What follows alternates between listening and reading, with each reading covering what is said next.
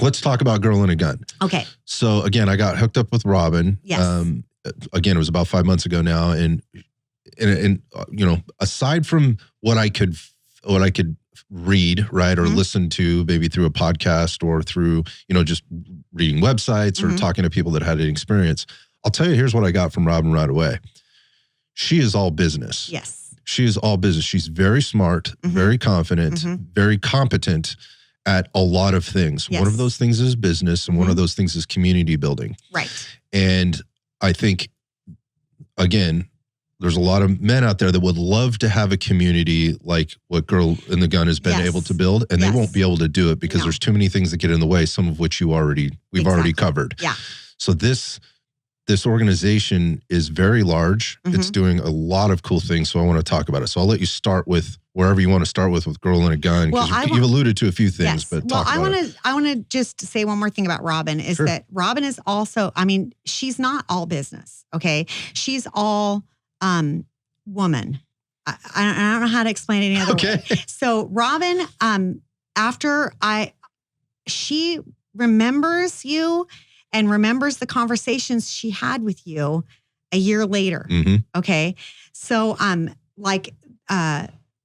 so I was just a regular member. Okay. And then, it kind of evolved to where I was going to be able to start a chapter. I sat on the phone with her for about an hour and we discussed several things. Now, this woman talks to a lot of people about a lot of things all the time. Okay.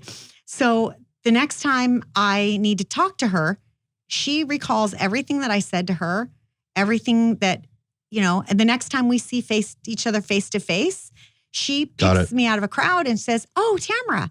And then, I'm walking with a woman and she goes, "Oh, Starla." Right. And she remembers one of the new members of from a photograph. There's a strong connection. She's got a very strong connection to her community. She loves us, right? She wants what's best for us. I've been on so we have monthly facilitator meetings and she calls it the state of the sisterhood. Okay. And so we go over all kinds of things. And then there's an open forum time.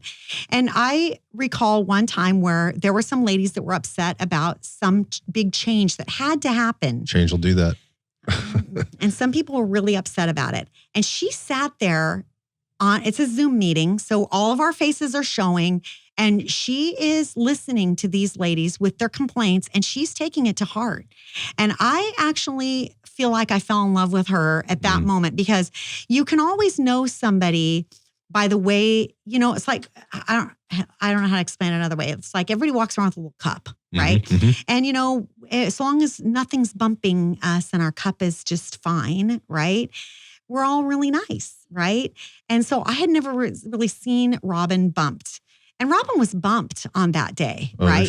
Because you could see that some of the things were really hitting her in the heart because some people were taking it very personally and lashing out personally. And Robin, I could see that it hurt her, but she did not lash out. She loved everybody through it. She took all their information. And so that in a nutshell is why Girl and a Gun does so well, is because it's not somebody doling out information and saying, we're doing this, we're doing that. She collaborates with us. She loves us and she loves the female community enough to want to bring us up. Gotcha. Right? She's not trying to stand on our heads to make herself look great. She is trying to lift everyone up. And by doing that, she ends up looking great. It's leadership. Yes, it's true leadership. It's true feminine leadership, which I think that our society has lost sight of. I don't disagree. Yeah. I don't disagree. Yeah. Yeah, it was a very good conversation. Yeah. A very good conversation. And all of what you said there was bleeding out of her for the time that we did speak. And that's what I'd been preloaded with some of that before, going into it. Yeah. Like, you need to talk to her. Yeah, she's fabulous. She was. She is and was at the time that I spoke to her. So no surprise what you said, because I've kind of heard some of those things before. Yeah, she's a wonderful human being. Yes. So you got this massive organization. Yes. And when I say that, I do mean that. Like, we're not messing around. We're in how many states? All of them. 50 and states. some of the outer lying like Guam. And so we've got it. So we're actually trying to, Robin and I both have been trying to find somebody here in the Bay Area that I can help get going, because I'm the closest person to, and it took us forever to get here today. But so we're trying to get in the Bay Area because all the online presence shows that there is plenty of women that would huge market. Yeah, would be very, very willing to be involved. I just need to find a facilitator, because I can't. I starts can't with the be person. Here. Yeah, you got to have it. I can't be here. Yeah, you got to have a person here, and so and they need to qualify, because the one thing that I do love about A Girl and a Gun is that we walk the walk and we talk the talk, and we don't do that just to get in. It's all the time. Like, talk about that. Talk about the vetting process when you say qualified. To be a facilitator, you have to have at least an NRA pistol instructor's license. All right. So that's the base level. Yeah. Right? So personally, I have the NRA pistol, rifle, shotgun, inside the home, outside the home. And so all the shooting NRA training certificates that you could have, I have. Okay. So we cover the base foundation of you have to have at least gone through, completed the pistol. Okay. Gotcha. And then you have to be able to do the FBI qual, shoot the FBI qual. Okay. Clean. That's the qual. Right. That's the qual. And you have to requalify every 2 years. Okay. Okay. And then you have to, then the other minor thing, which is not so minor because we are our own first responders, is you have to have a stop the bleed course. Okay, great. Yeah. So if you're going to punch holes in things, you need to be able to plug them. Yep. Yeah. Gotcha. So not necessarily for the bad guy, leave him alone, but maybe our sister might need to be plugged up. Okay. Right. So that's the base. Right. So if I could get somebody down here, and I actually, when I'm taking NRA classes, I often ask the other ladies in the room, hey, if you're from the Bay Area, if you're interested. And I've had 2 different gals, but they were stumped on the FBI qual. Okay. So, and to me, I guess I just don't remember not being able to qualify for that one. You have to be proficient. Yes. Right? You can't just take classes. You have to be able to do the thing. Yeah. So, okay. So I love that. So there's a base standard, right? For it's not just put instructor in the instructor bio. Yeah.